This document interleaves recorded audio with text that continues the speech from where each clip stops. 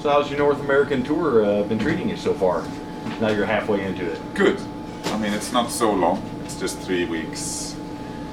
It's been good. I was a bit, like the reports from ticket sales that we got before this tour started weren't great. So I was right?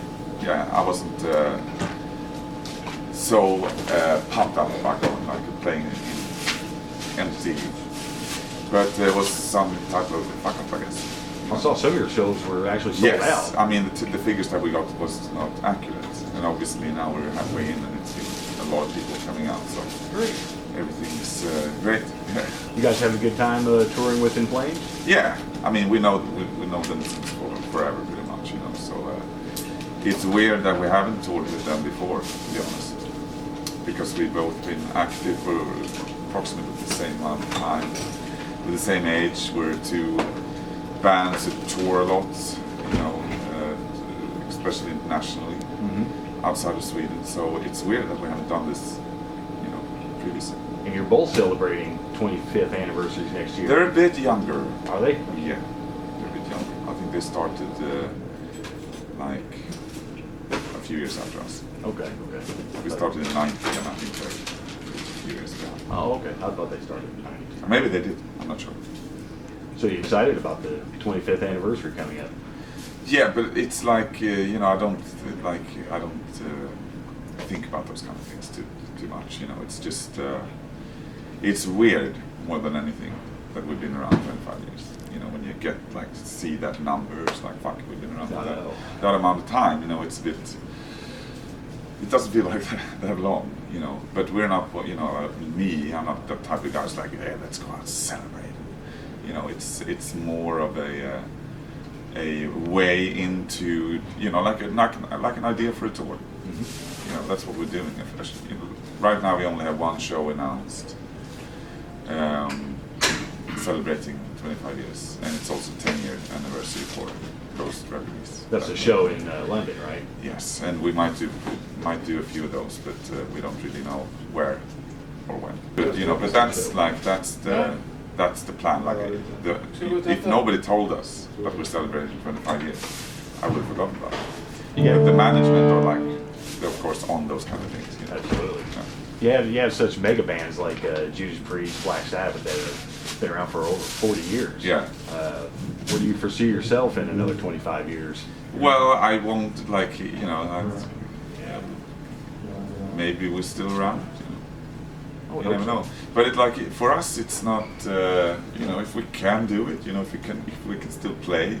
Say we're 60 years old, we're still in good shape, and we can play, and we sound good, and we think it's fun, and we're creative and writing stuff that we like. Basically, if we're the same that we are now, when we're 60, why not? Good. I haven't really thought about retirement. Oh no. Yes. Absolutely not. Absolutely not. So, how would you compare touring in the U.S. to Europe, or even in your home country of Sweden? Well, Sweden, we're not a very popular band. I mean, we play, if we play Stockholm, the capital, and if we play Gothenburg, where players are from, yes, we have a nice sized crowd, but when you go out in the sticks to the smaller cities, it's 300, 400, so it's not really doable, if you know what I mean, because we still have the same costs going out. As a touring band, we have the people that work for us and stuff like that we need in order to do a good show. Is it more expensive to tour in Europe than it is here? No, I wouldn't say more expensive. It's just that you want to make sure that people come out. Absolutely. So you get the money back in. Otherwise, at a loss, and you can't tour. It's as simple as that. So we play basically where we are wanted. You know what I mean? We want it here. Yeah, and we know, we play a lot here, and there's always been, or for many years now, there's always been a big interest for this band. So we've been able to tour a lot over here and build up the reputation. You know what I mean? So it's this run and every run prior to this tour has been because people come out, which makes it worthwhile. You know what I mean? Absolutely, yeah. Is there a particular city or place that stands out as one of your favorite places to play? Or? In the U.S.?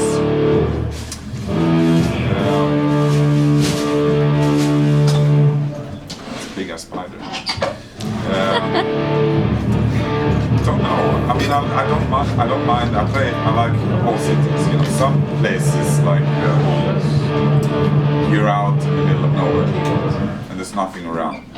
It might even be a bit like people tell it, don't go out here. Like Flint, Michigan. We did a great show there. The crowd's fantastic. But outside of the venue itself, it's like, it's nothing here. Besides, they told us to not walk around. You know? So it's like, I mean, whenever we're in the venue and we're playing, it's great. It doesn't matter where we are. But then again, of course, there's a lot of downtime when we don't really know how to spend the day. I usually go out to find record stores and stuff like that. And if we're in a parking lot in the middle of nowhere, so you have a whole day. Yeah, I collect. So I like to be in cities, you know, because stuff happening. Absolutely. And then, like, there's also a downside, like we play in Los Angeles or New York or the bigger cities. There's a lot of people coming. There's like people that you work with, companies that come. So a lot of people want to meet you, which can be a bit stressful sometimes. Yeah, I bet. When you just want to, you don't feel like hanging out. Go to my room. Exactly. So it looks like you're going to wrap up your tour here in North America on the 21st of December. That's right. I assume you're going to get to be home for Christmas. Yes. Absolutely. Oh, God, fantastic. We finish in Toronto, I think. Yeah, Toronto. And then fly back on the 22nd. You still bake Christmas big with your family? Or is it just kind of another holiday? It's a pretty big thing in Sweden, you know. So, I mean, it's kind of lost its magic when you're older. Like I live Christmas through my children. So we you know, you have turkey here, we have ham in Sweden, Christmas ham, and the meatballs, of course, and the fermented fish or whatever, pickled fish. That I've never tried. Yeah. Is that the lutefisk? Yeah, no, that we have too. I don't like lutefisk. Don't like it. But it's yeah, we have some time off after this. Good. Well, you get to enjoy Christmas then, you know. Yeah. So as of the other day, I see you're scheduled to play Rock in Vienna June 6th. Is there any chance that Opeth will be back in the U.S. for any of the summer tours next year? So usually you don't tour in the summer. You do festivals in the summer, or we do, like metal bands, rock bands, focus on European festivals, because there's plenty. There's been a few popping up over here too, and a few in Canada, heavy in Montreal, heavy Toronto, you know. You have Rock on the Range in Ohio. Yeah. There's Rocklahoma and Oklahoma. Right. Rocklahoma seems to be more like the hair bands type of reuniting. We both live in Tulsa, Right. Oklahoma. Yeah. So we go to it every year. And there's only usually I grew up with that bands. stuff, so that would be great. But I'm not sure if we would be getting an offer from them. Because, Yeah. Well, we'd like to see you come back for the Summer Fest. Yeah. Rocklahoma in particular. But Okay. Well, if we get a good offer, we'll play. Awesome. But like I said, we don't generally tour in the summer. It's mostly festivals. We'll be back. It's hot here in the summer anyway. Sorry? It's hot here in the summer anyway. We like that. But I don't know when we're back. We will be back. So in the past, you've talked about the criticism that the band started to receive after Watershed came out, and as it being the first criticism the band has really received. But yet you continue the tradition of changing your style with Heritage. I'll have to admit, I was hoping for another brutal, heavy album to come out. But the more I listen to both Heritage and Pale Communion, I just love both of the albums. Are you finding that the critics that were slamming the band for their change of style are actually coming around now?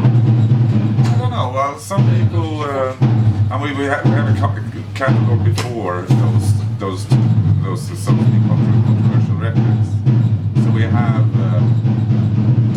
a good reputation to many people, really, you know, which might not change just because we do a few records that they necessarily don't like, you know what I mean? But like if we're talking critics in terms of reviews and stuff like that, you know, it's been overall good for all our records pretty much, you know. But when it comes to like some opinions from fans, they're a bit more vocal about it sometimes, you know. But they, like, I can't remember anyone who came coming up to me saying I hate the Heritage and now I love it. You're never going to make another Black People Water don't Park. That's just the way it is. I mean, Well, you couldn't if you tried. yeah, absolutely. It's, It was, it's one of a kind. That period of time, Yes. there's just no way. And it's also not about where you are as a listener. In your some specific time in your life, it's easy for you to absorb a specific thing, which is why some records click with people, and they want more of it.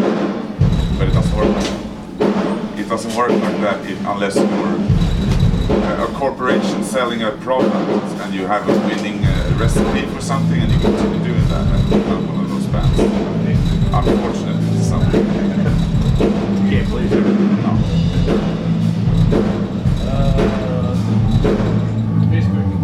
Speaking of kind of the label aspect, I know you don't really care for being labeled. A lot of people are now saying Opeth is more of a progressive rock band versus the death metal band, however you want to put it. I personally find that there's still heavy aspects to both Heritage and Pale Communion that would still classify you guys into the metal genre myself. Would you agree, or do you not really care one way or another how people tend to classify? Care and I don't care, there's a different type of heaviness to those records, like people, when you talk heavy, people immediately think of a lot of distortion and typewriting sounding drums, that's fast, and to me that's not all of it, I think the whole spectrum of metal, is so much wider than a lot of people seem to think, my heart is beating more for the origins of metal, 70s bands, 80s, and 60s bands, so I get a bit offended, when people accuse something so loud of not being metal enough, but I do understand what they're saying. Heritage is not as fast, aggressive, and heavy as the Deliverance of Black Water Park. But it's a different type of heaviness, and if you know the band history, if you know where we're coming from, I would expect it to find it easier to understand what we're doing now. But again, you can't reach across to everybody. Natural maturity of the band. I guess, and it's only like I like to think we're musicians.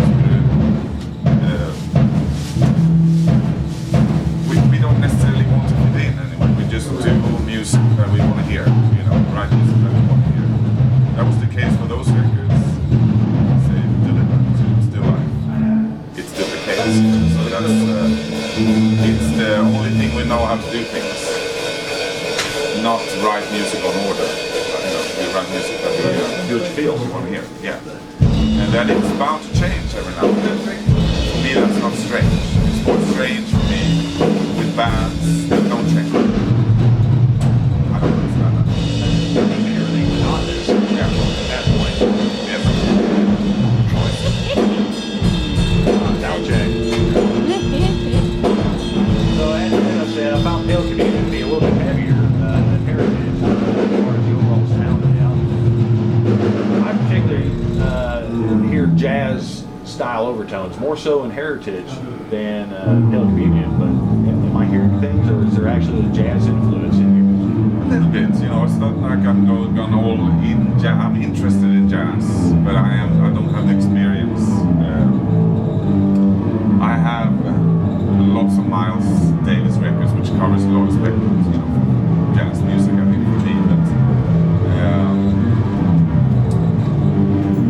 I don't deliberately set out to write jazzy sounding music, really. It's just like I am interested by some of those voicings, like chord voice, jazz. I use these rhythms, of course, so it's a very interesting style of music that I am pretty sure I will go deeper into soon. I just find it intimidating, because there's this whole new world of music that I'm just kind of scratching the surface on, and it's like, wow.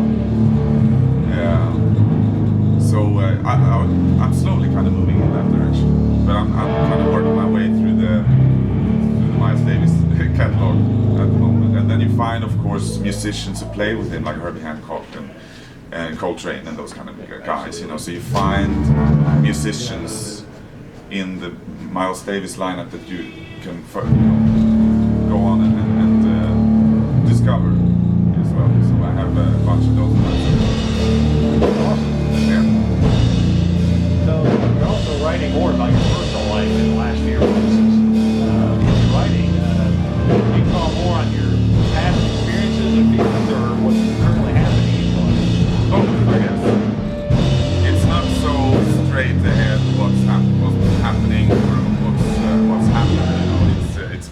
disguised.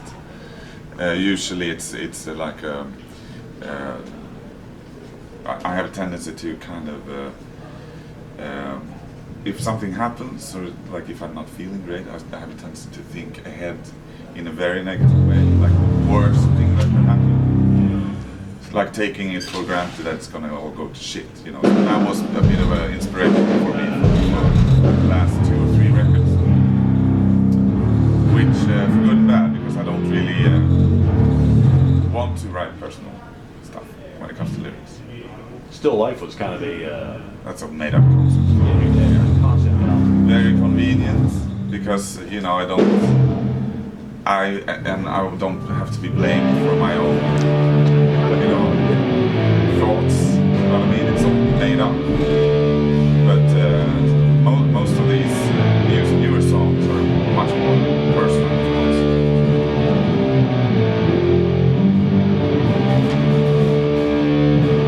So you've done a lot of side work in addition to Opeth. Does that help keep things fresh when you're writing with Opeth? Or? No, I separate the two, I guess. You know, like I haven't done much of a creative project on this song. The only creative thing I've been involved in is Storm Corrosion with Steve Wilson, because I was writing on them.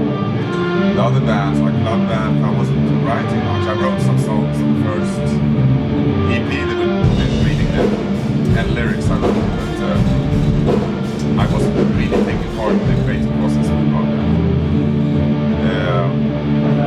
And the other stuff I've done is mostly guessing.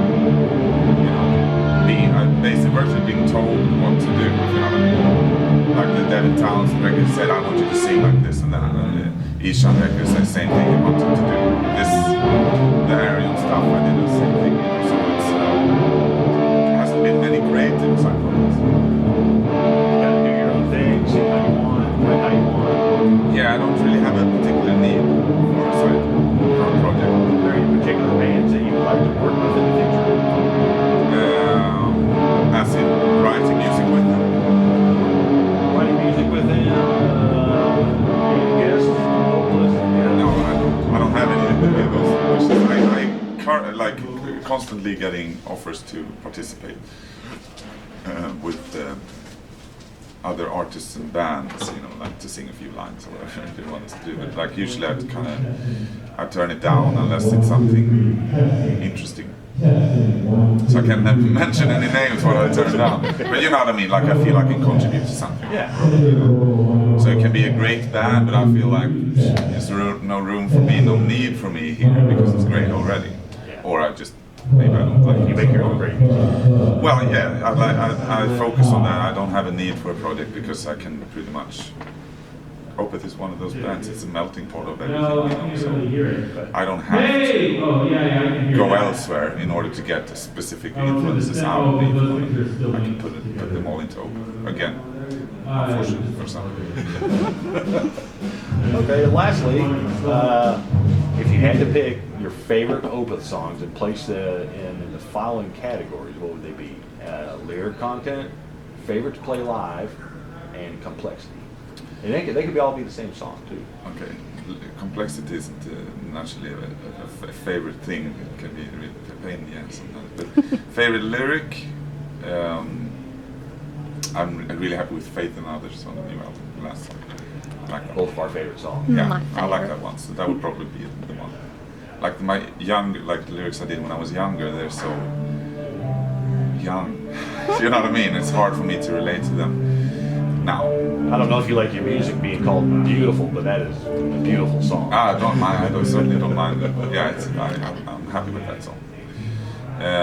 Favorite to play live. Again, you know, people want me to say the more, but my favorite is like it's from the Heritage and Pale Communion. I would say Devil's Orchard. I love playing that song live. We always nail it. It feels like, and it's like because of the different nature of those records, it's easier to hear us when we play. I listen to us as a band. When I play them more, I listen to what I'm doing. Don't fuck up. You know what I mean? So it's not a collective thing in the same sense. So Devil's Orchard. Complexity.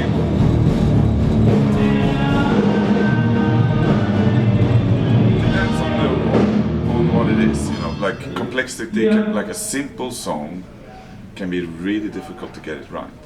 And one example is Isolation Years from Ghost Riders. It's a simple song. We have never played it well enough for my taste. Is that right? And so we have never played it live. We have rehearsed it and it's like, we can't do it because it's such a